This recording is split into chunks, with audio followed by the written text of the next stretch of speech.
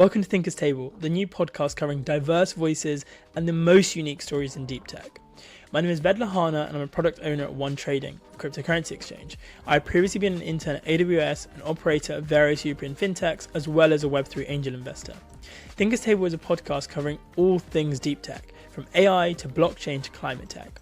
Each episode will introduce a new guest covering how they broke into tech, their most recent projects, and some lessons they've learned along the way. So join me and listen if you want to get deep into tech.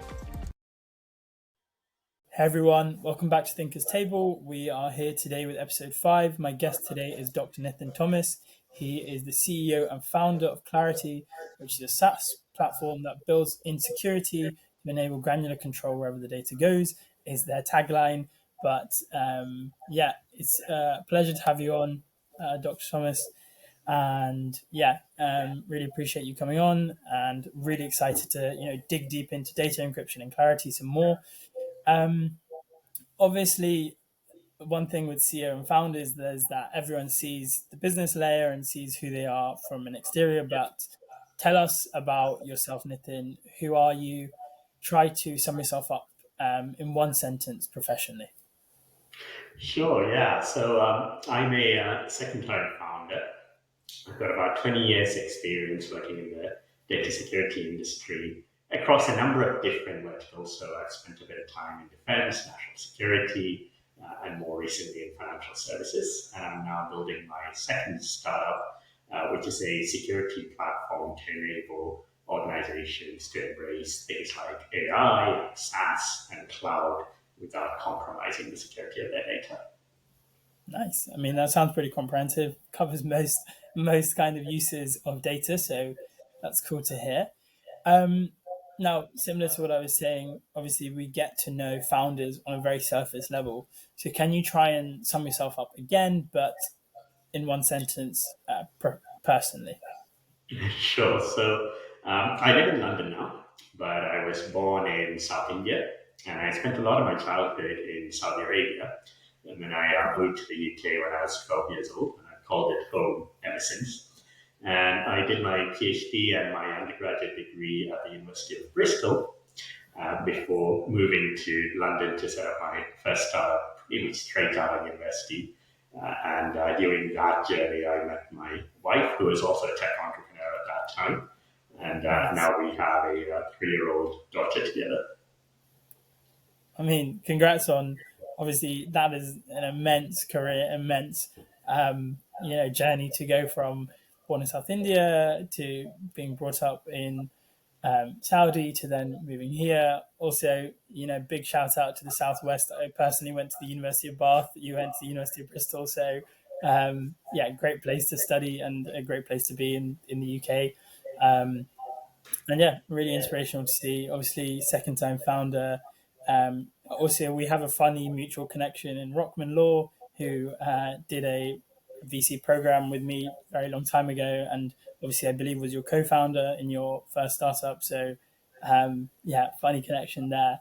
Small world in London. But yeah, great to get to know you a little bit more. Great to get to know you a little bit more personally. Let's jump into Klarytee, I think, and really dig deep and understand what it means, because the tagline, I think, maybe can confuse people.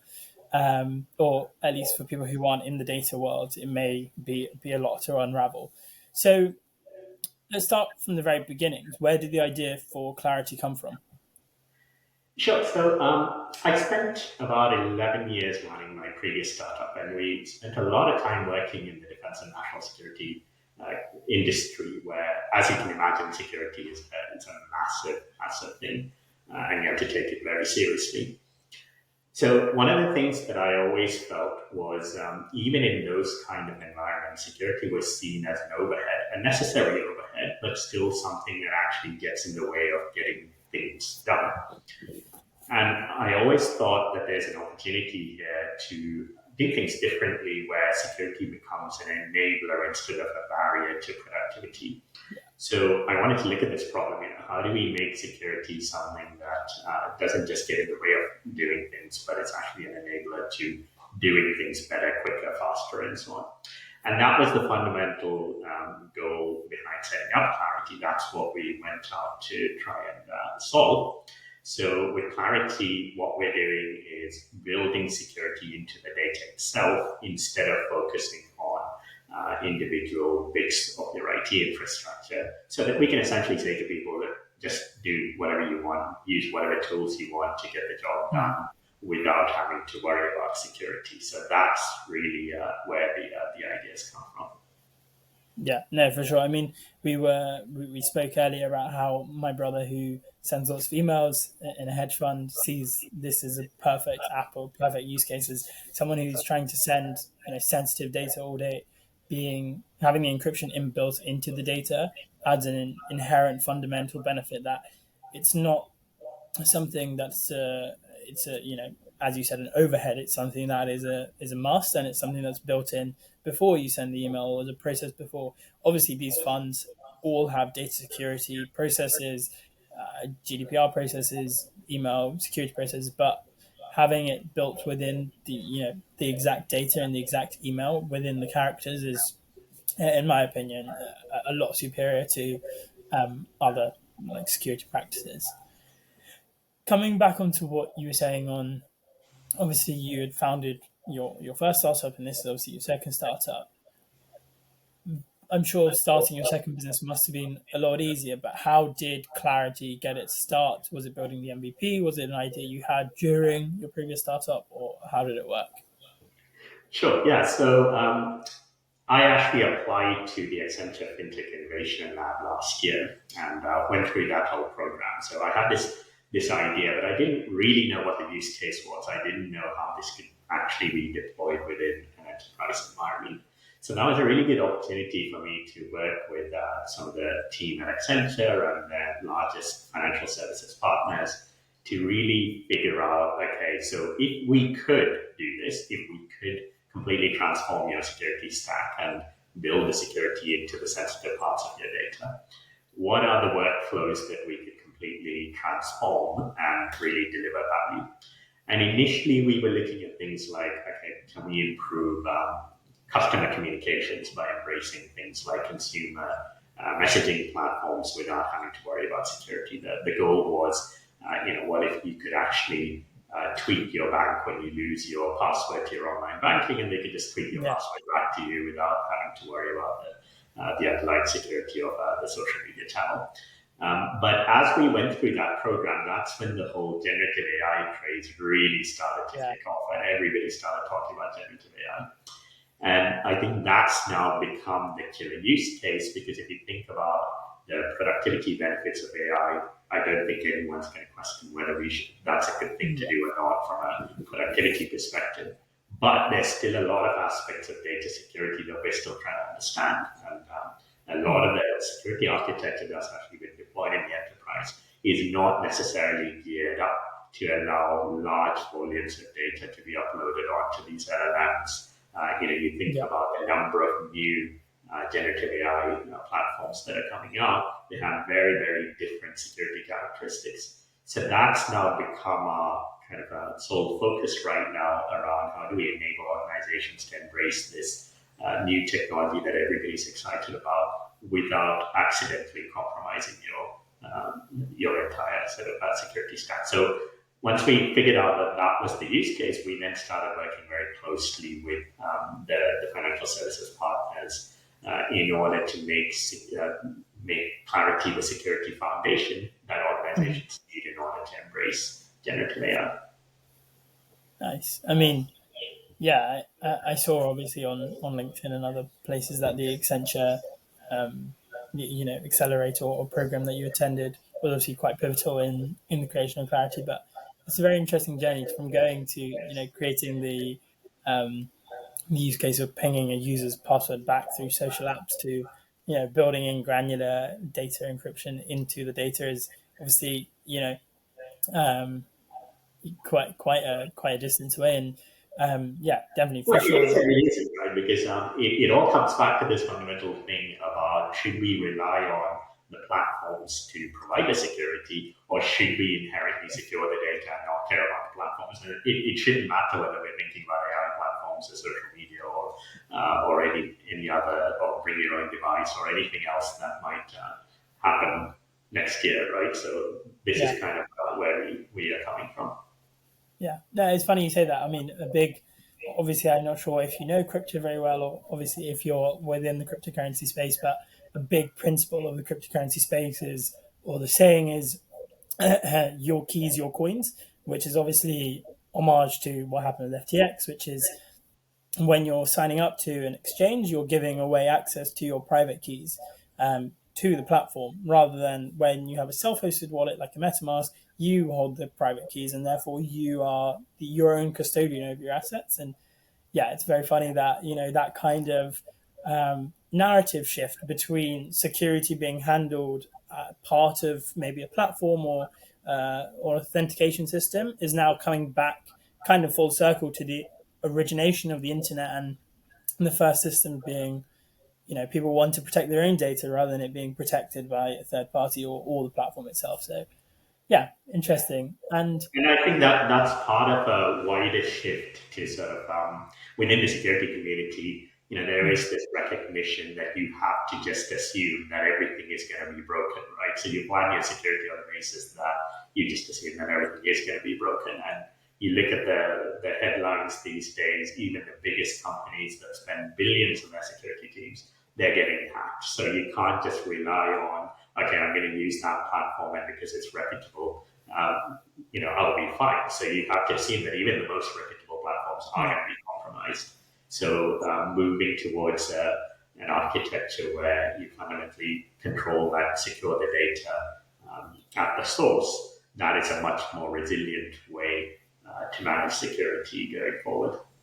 yeah, no, I completely agree, and it's also a thing that it is in your ownership, and that's incredibly powerful.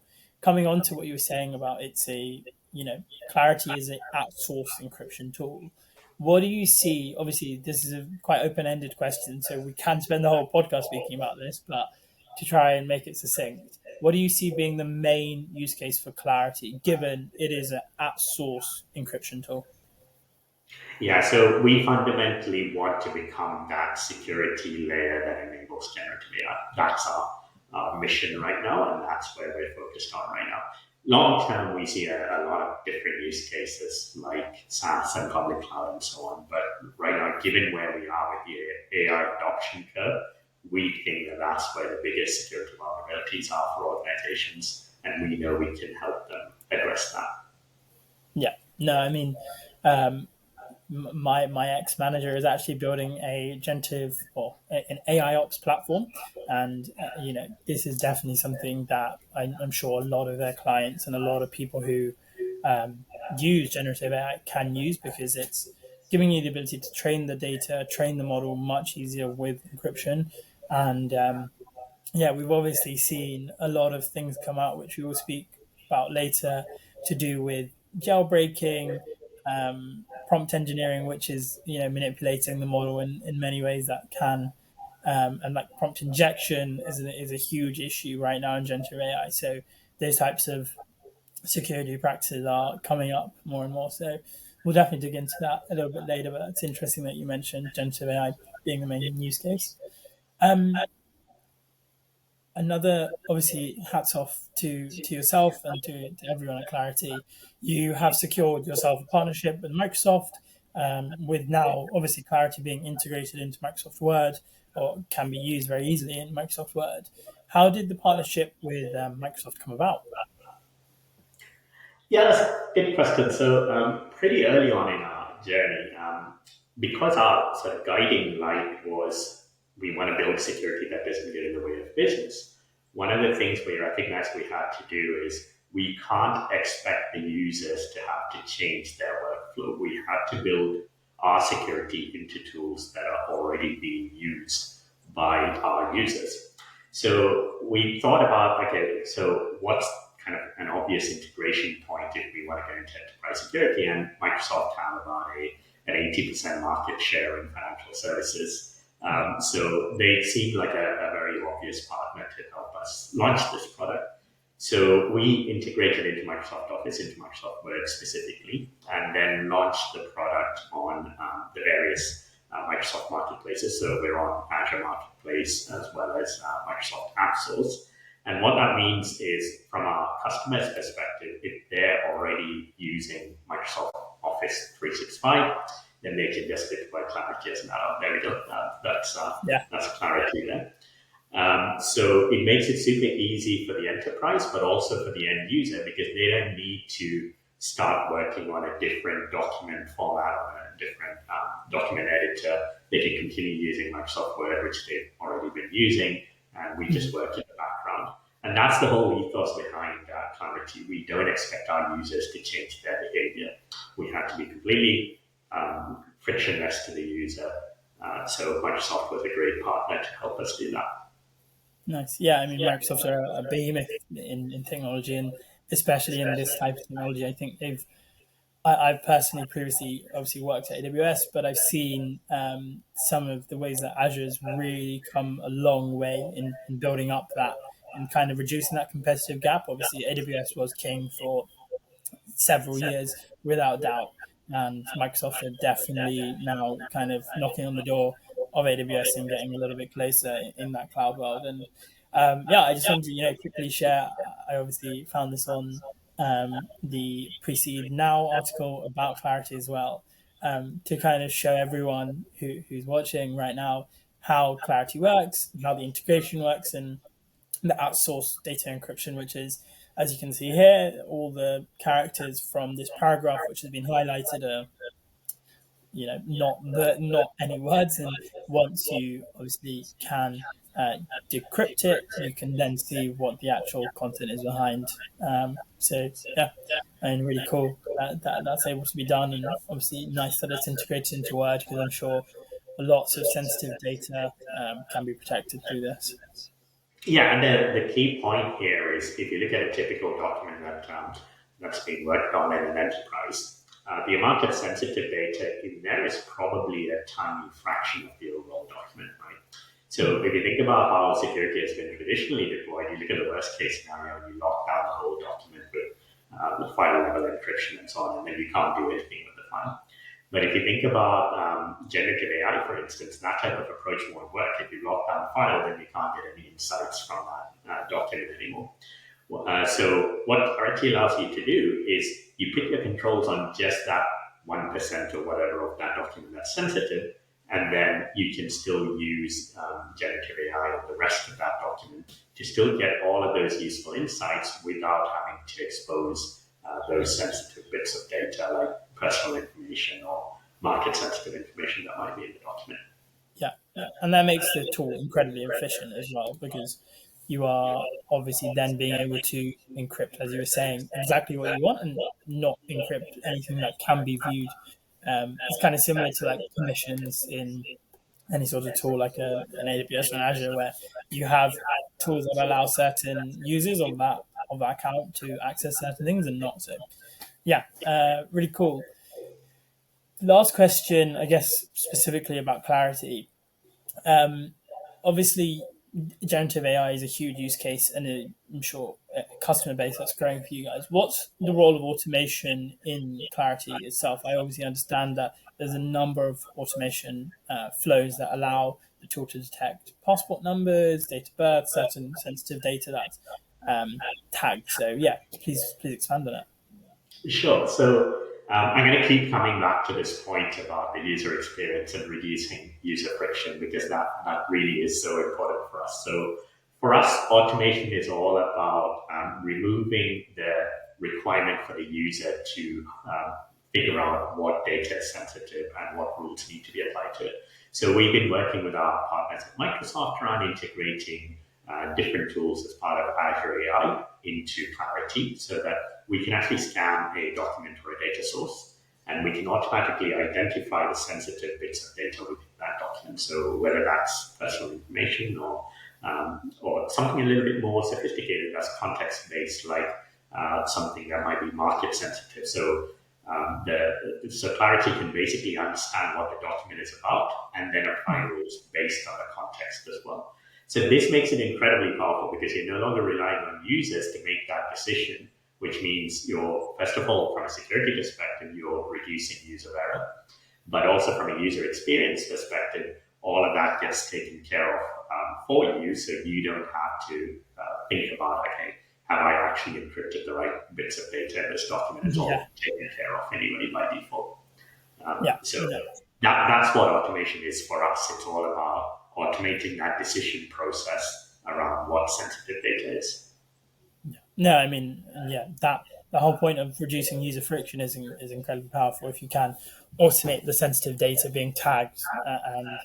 I'm sure there's some really cool tech behind that. I have started learning a bit more about the data engineering stack and started using Google tagging some more.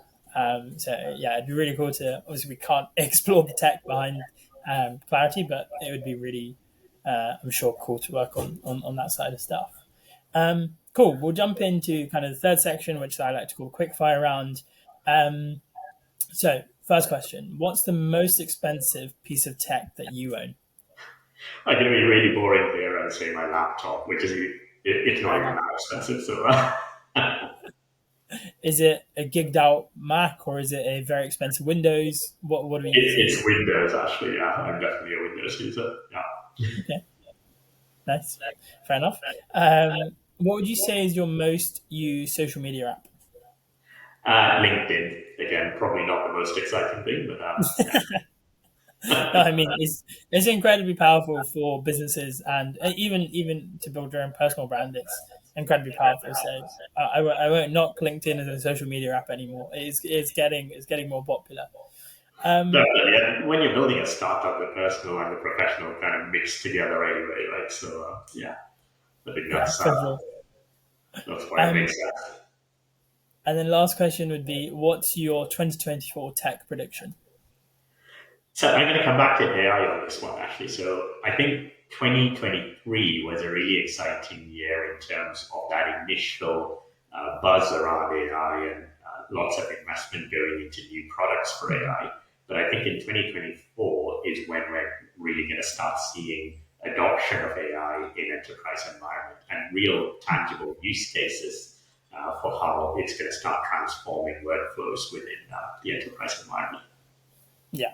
I mean, you're already seeing that uptick massively, but yeah, I'm sure it's just going to skyrocket when you have things like Klarytee and AI ops and AI security and the layers that basically take the chatbot to then a full basically application that's enabled to be safe, secure, resilient, as all apps should be, will kind of be definitely the driver towards more adoption. So great, glad to hear it.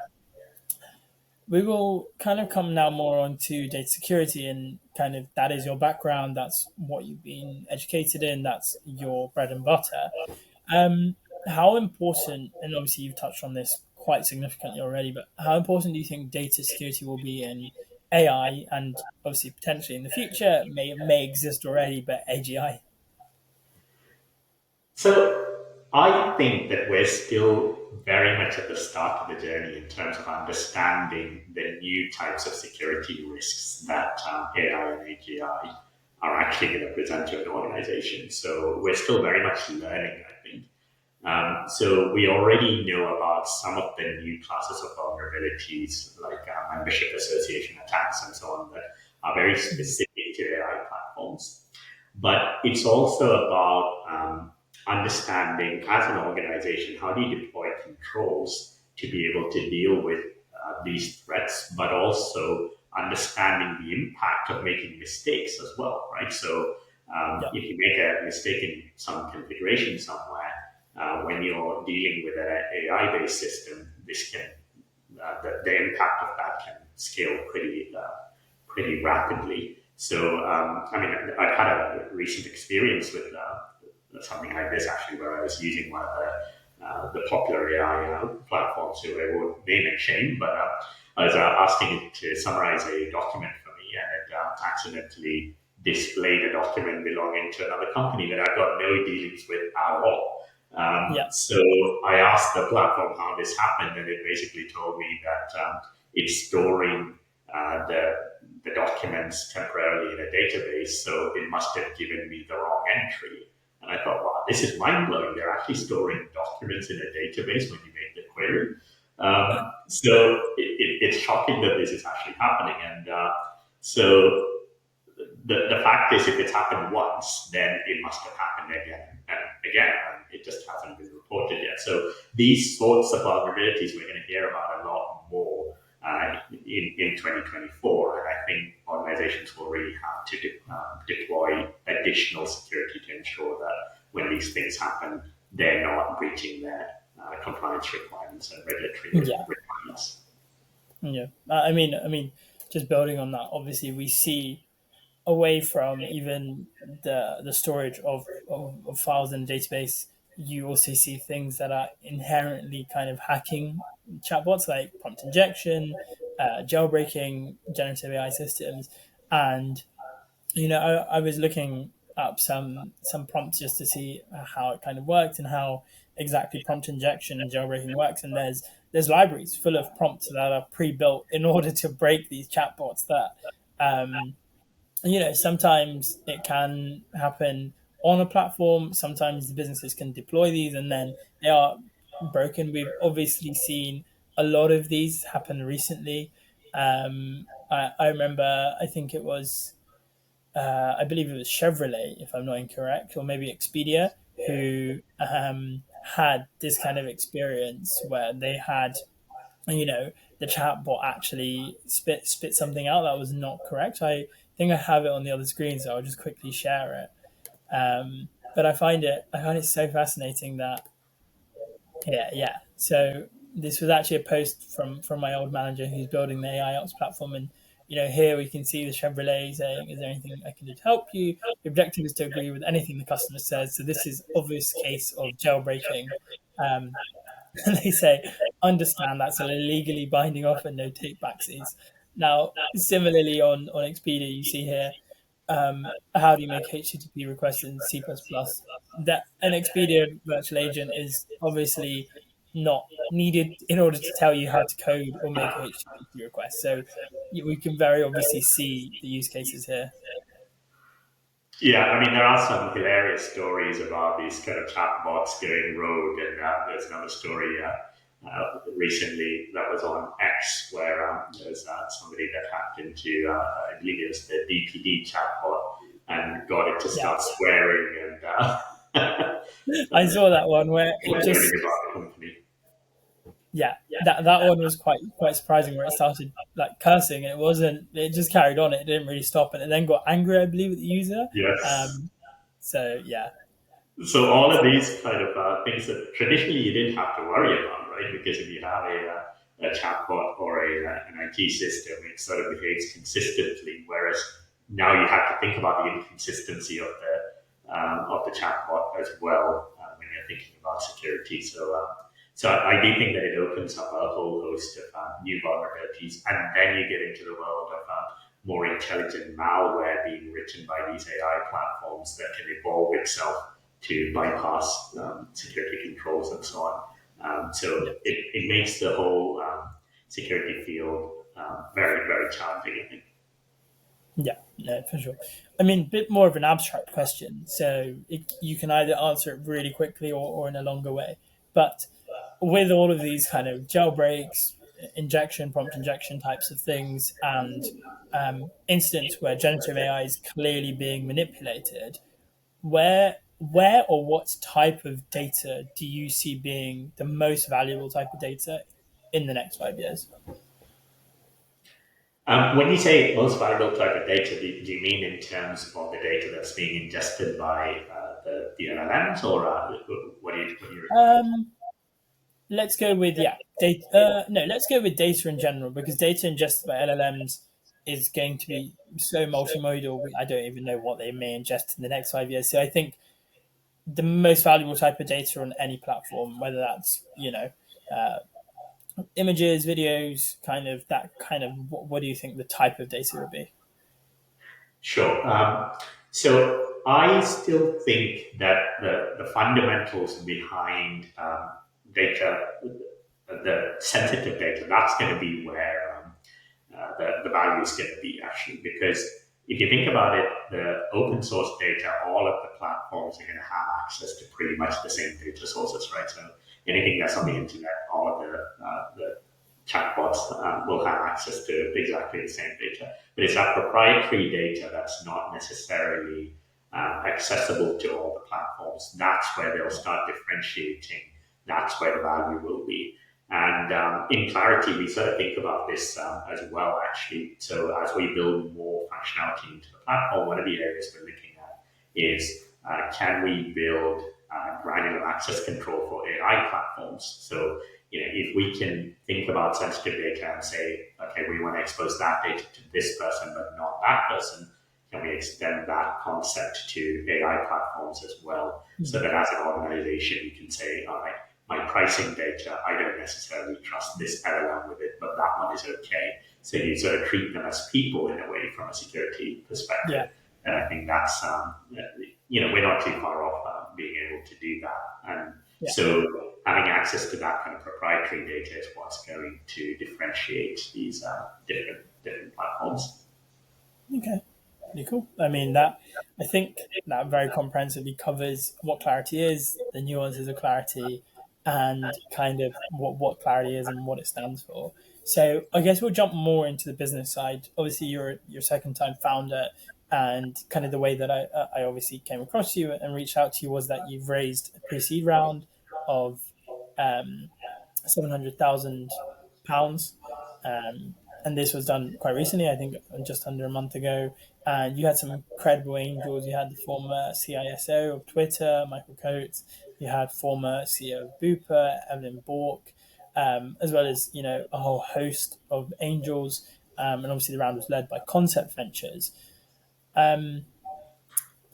Obviously, pre-seed in itself is a very different type of raise to, I think, seed, Series A, everything, every other round, because it's your first touch point with any type of VC. It's your first touch point taking out that MVP and kind of launching it to everyone, and trying to, provide proof that there's traction and there's MVP and there are, bare bones behind the business and where it can go. So how was the process of raising pre-seed? How did you find it? What are your general opinions on pre-seed rounds? Sure, yeah. So I would say that my views on especially early stage investment have changed quite dramatically between my first startup and doing it the second time around. And I would say this time around, I've been a lot more focused around the founder investor fit. So everybody talks about product market fit as a key metric, right? But I think founder investor fit should be another metric that needs to be focused on especially in the very early rounds of investment. And one of the things that I was very specific about is I only wanted investors that could add value to the business at the early stage. So anybody that could just bring money and that's it, that was not of interest. So if you look at the investors that are on my cap table in this round, every single one of them has been incredibly helpful in terms of their introductions, their network, their advice, their experience, and so on. And I think especially for first-time founders, but any founder raising early stage, they have to be super focused on that and really do investor due diligence before they take money from any investor.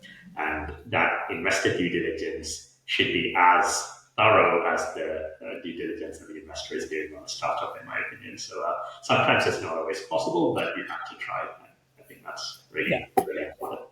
And then once you find that investor fit, then I think that whole process becomes a lot easier, because if they buy into you as a founder and they buy into your vision for the company, then the rest of it is much easier in terms of the terms and so on to come to an agreement with. But if you don't have that match up front, that's where it becomes really difficult to agree on everything else.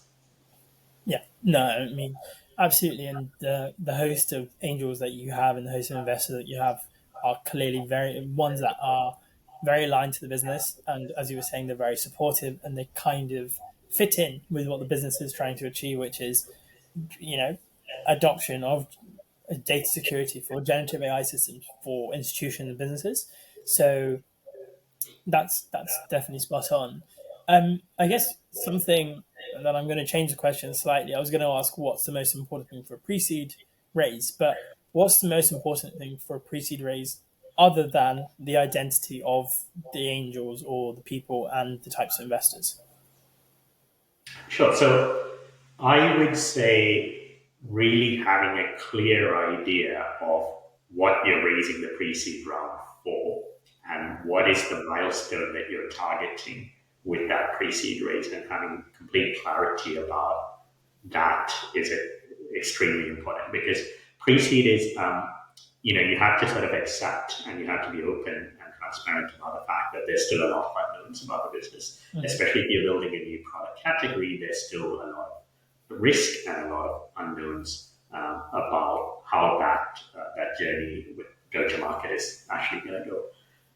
So having investors that are comfortable with that get that, and can help you figure out what that milestone is and what the key metrics should be, that's really important as well. But then having a very, very clear idea post-raise of how you're going to spend the money and what the next milestone is, that's the most important thing. Yeah, I think the years of 2021, 2020 interest-free money were the rounds. Some of the pre-seed rounds that you would see would be ridiculous, and the size of them would be way, way, way too large, because there was so much dry powder to be deployed, and the interest-free money was just flowing. So it was very easy for funds to invest. But even if that money was available, I'm not sure that's a good way to build a business, because once you raise that money, you have to spend it. And what are you going to spend it on, right? So you're going to eat into your runway anyway.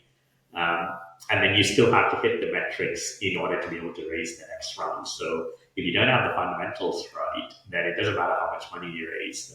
You're still going to end up running out of money, really. So yeah, I guess on the question of the most important thing is what you're raising for, what the aim of the raise is for. What was your aim with this pre-seed raise? So we really wanted to complete our customer discovery process by really figuring out what the value proposition is and what it is, what business problem we're solving with our platform. So like I mentioned, when we first went into the Accenture Labs, we had this great idea, but we needed to validate it. So we were quite fortunate that by the time we set up the business, we already knew we were solving a real problem, but we still didn't know, okay, how do we actually sell to the customer? What's the sales process? All of those kind of things that are really important. So that's the bit that we've been focusing on with our pre-seed, around figuring out, okay, we know you've got a problem, but how do we actually get this into your employees and solve the problem in a meaningful way? Yeah, and at that early stage, the go-to-market, the kind of sales cycle, the sales strategy is incredibly important for building up that customer base and having those really good rapport building sales for the first few customers that you have, that will then cotton on and snowball onto other customers. So cool, that's really cool to hear, and really insightful for any founders who are looking to raise or maybe going through the fundraising process or thinking about it. Very cool. I guess coming back onto you personally, your previous life was as an academic. You are Dr. Thomas. You are a PhD educated person, and your PhD was, or your degree was in computer systems engineering from Bristol, and then your PhD was in transcoding architecture for encrypted digital video. That's obviously quite a mouthful to get through, but what do you think, going from a really academic driven person as a PhD student to then an entrepreneur, what do you think the biggest challenge is from switching between an academic to being an entrepreneur? So I would say, in very broad terms, the biggest difference is, as an academic, you sort of have free reign to come up with the best possible solution to a problem without being constrained by real life limitations, right? So you don't need to, if you have a particular problem, it doesn't matter how much the solution costs. That's not really a factor you need to think about as an academic. If that's the best solution, you investigate that solution, and you can go deeper and deeper into figuring out how to make it better. I think when you transition to an entrepreneur, you have to be very wary that actually things like pricing, cost, branding, all of those things that you don't necessarily think about as an academic, those are the things that actually make a difference in the startup world, right? So you might have the best solution, but it doesn't mean you're necessarily going to win. So it's all of those kind of real life things that make the difference between success and failure when you're building a startup, and you have to be very aware of that from day one. Yeah, for sure. No, I mean, it's interesting to hear. Obviously, a lot of businesses have two co-founders. One usually is technical, one usually is the business-minded one. So it kind of, that balance that you're talking about. Um, but obviously, as an academic, but maybe it can also apply to being a technical co-founder. You may not factor in, pricing, the cost, the sales cycle, the sales model, etc., and therefore that's why the technical co-founder can stream into that. But it's obviously you are a second time founder, so you've gone through all those challenges and hurdles in your first. So that's cool to hear. Um, And by the way, I couldn't have done it by myself the first time around. So yeah, Rockman was yeah, an absolutely essential part of that founding team the first time around. I guess once you've done it once and you've exited, then you feel a lot more comfortable the second time around. So yeah, yeah, it makes a for big sure. difference. Yeah. To have a co-founder who knows the business side definitely makes a big difference.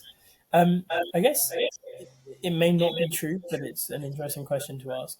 Obviously, your mindset whilst being an academic or a student in any sort of framework is learn, learn, learn, apply, test, somewhat examine what you've learned and apply that knowledge.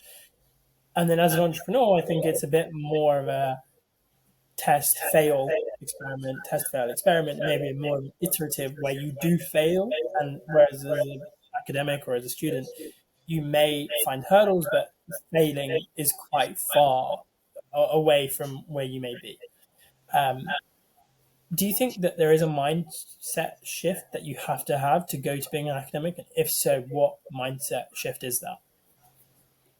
Well, I don't know actually. So I think on that particular point, there's probably more similarities than differences between an academic and a founder. Because actually, even as a researcher working in academia, you're constantly testing new approaches that failed, testing True. something else, and Not wrong. looking at the data and retesting. But I would say that the difference is more around the velocity and the speed at which you have to keep retesting. So Mm. in academia, you can run bigger experiments and take longer to observe the outcomes. Whereas when you're building a startup, everything has to happen at 1,000 times the speed of academia. So I would say that speed is the bigger difference rather than the mentality. And if anything, that whole experimentation mentality that doing a PhD taught me has actually helped with building a startup and dealing with uncertainty and all of those kind Yeah. of things that are essential in startup life. Okay. No, I mean that's interesting to hear. I think maybe my mindset's even different because obviously my degree was economics and politics, so it's very different to I guess a more of a computing or engineering based degree where you do I think you're right have more of an iterative process. Whereas I think an economics and politics degree is a bit more prescribed in its approach and in essays you have to write, etc., etc. But yeah, definitely coming into tech now as a product owner, it's definitely I've learned that kind of skill set of design engineering, that design thinking. So yeah, definitely understand that. Cool. Now, we've touched on it a lot of times. You obviously have had a previous startup that was called SQR Systems. Tell us a little bit about how was your first startup? Were you able to exit? Were you the founder, CEO? Give us a little bit of background on SQR Systems.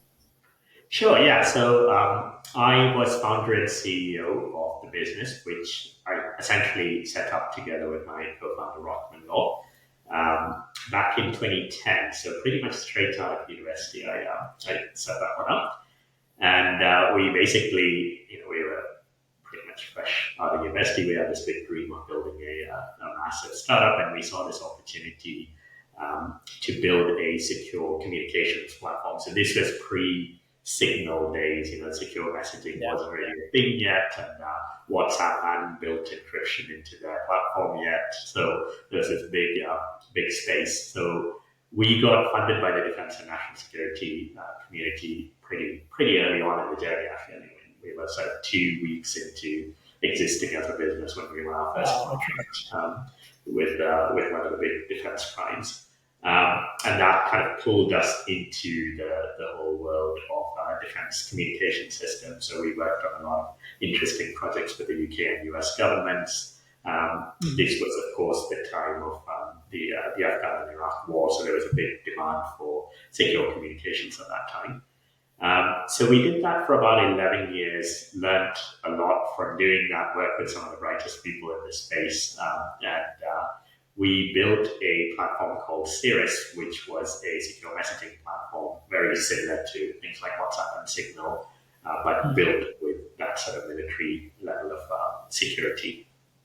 And I think the biggest learning from that journey was really around that point I made earlier about just because you have the best solution doesn't mean you're going to win. We didn't understand the commercial model, the go-to-market, the pricing, all of those things. I think we made a lot of mistakes on that, and that really hurt us. And we were in a very challenging industry as well. So after 11 years, we did a carve out from that business of one capability that eventually became Klarytee. So that was the exit for the shareholders, and SQR is now a minority shareholder in Klarytee as well. And yeah, that's kind of how that journey ended. Wow, I mean that's quite a journey, and that's quite a solution to have military grade encryption on like a communications platform is incredible level. So, I mean, hats off to both you and Rockman and the whole team who are behind SQR Systems for building that in the first place. Um, yeah, it seems obviously that that case happens a lot where the best solution or best product may not be as impactful as really good GTM or really good marketing, and I think we're finding now in the world where budgets are tightening, funding rounds are getting smaller, layoffs are rife where you look everywhere and a big tech company is laying off. Um, that real focus on the go to market, the marketing, making sure that there is a profitability plan and there is a roadmap to build in revenue is incredibly important. So, yeah, I mean, that's cool to hear. And I'm sure obviously those are lessons that you're going to take through to Klarytee, which can be really impactful. I guess kind of to wrap it all up, obviously you're an incredibly technical person. You've done a PhD in an incredibly technical field and a master's of engineering in computer systems engineering. Kind of coming on to why did you choose to do a computing based PhD? Obviously, you had done the masters, so you had the skills to build whatever. So why did you choose to do the PhD? So when I finished my master's degree, so Rockman and I go back a long way actually. So we did our university degrees together. So we did our undergrad together.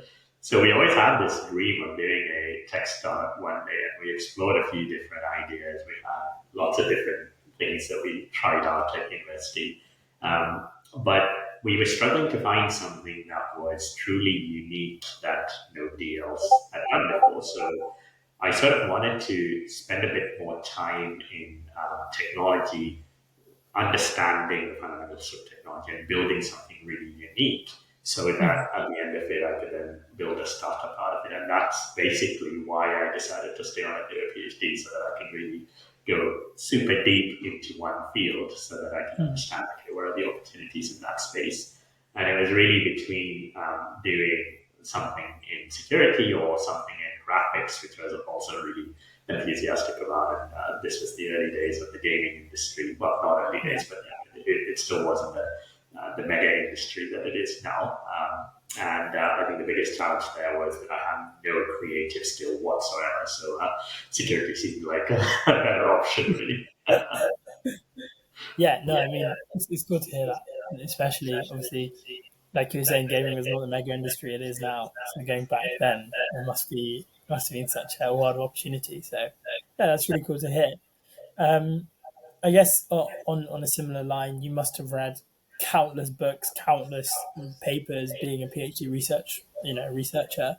Um, Maybe something a bit more for the entry level. What do you think the best tech book is for? I guess anyone, but it can be obviously aimed towards people who are looking at more entry level books. Sure. So not necessarily a proper a tech book as such, but more a startup book, I guess, that I always recommend to people that I really love is 0 to 1 by Peter Thiel. That's one of my favorite books. It's really good. So, I would definitely recommend that one.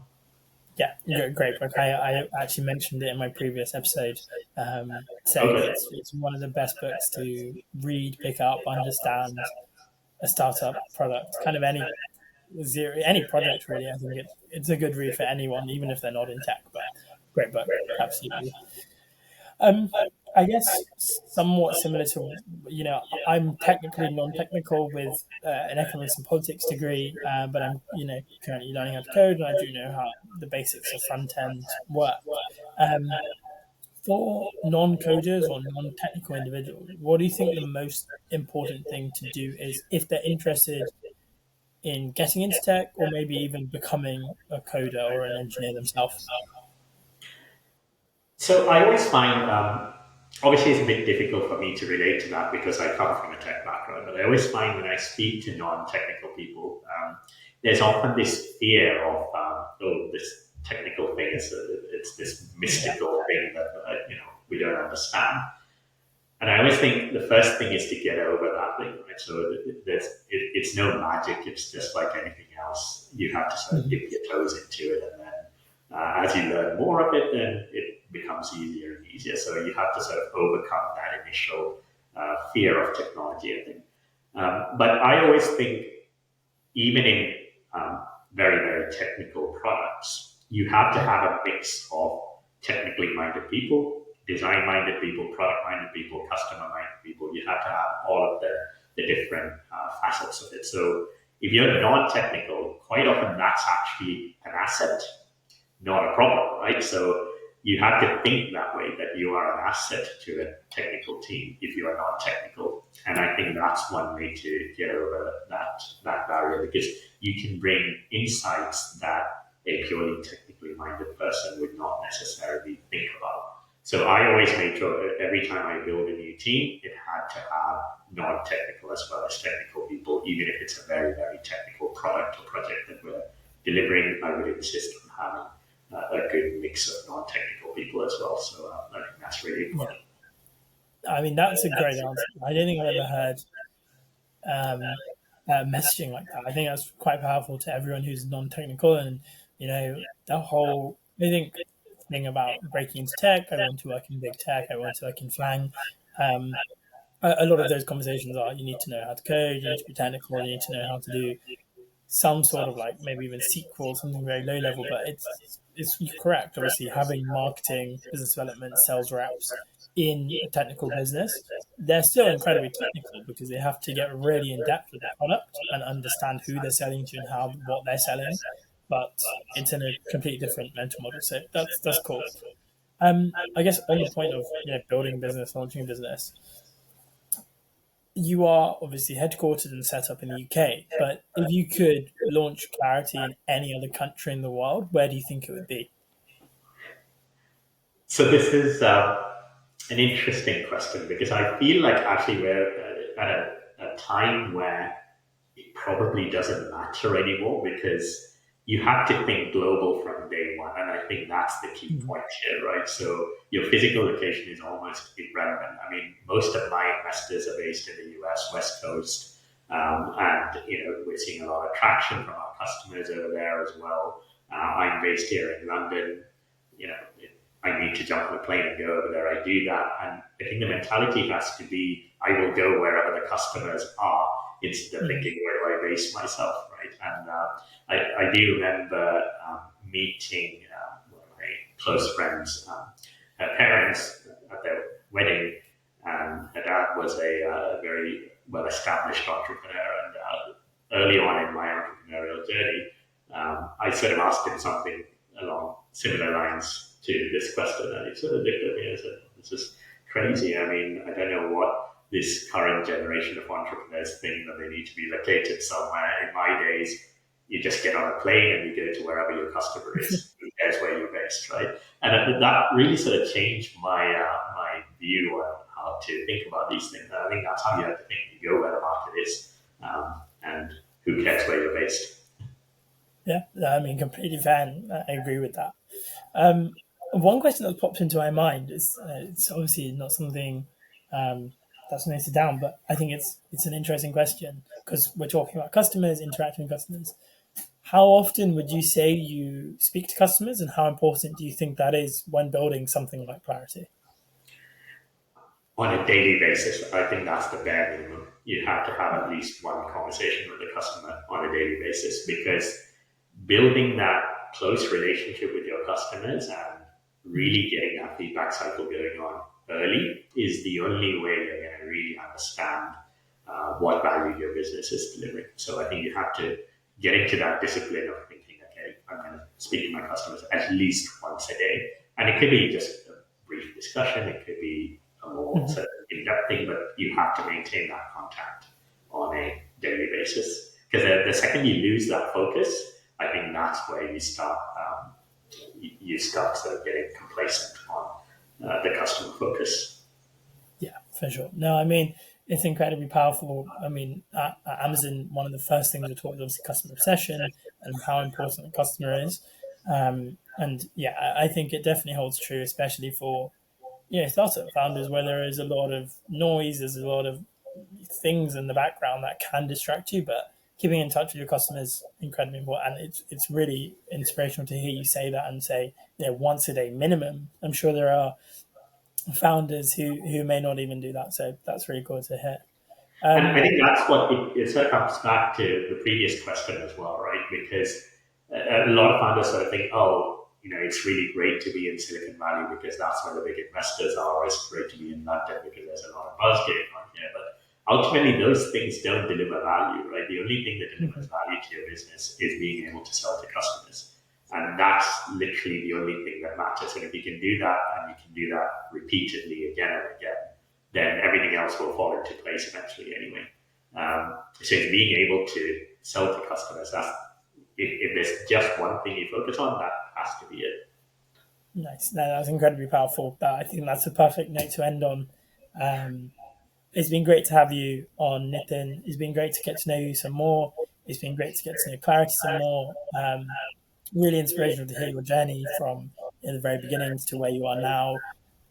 Really cool to see Clarity's investment. Obviously, best of luck in the future. And for anyone who's looking for, maybe a granular data security tool or is in the generative AI business and wants to reach out to Nithin, all the links, his LinkedIn will be below. So feel free to reach out. And yeah, been really great to have you on. It's been my pleasure to host you and great conversation. So appreciate it. Thank you so much for hosting me. It's been great. Cheers.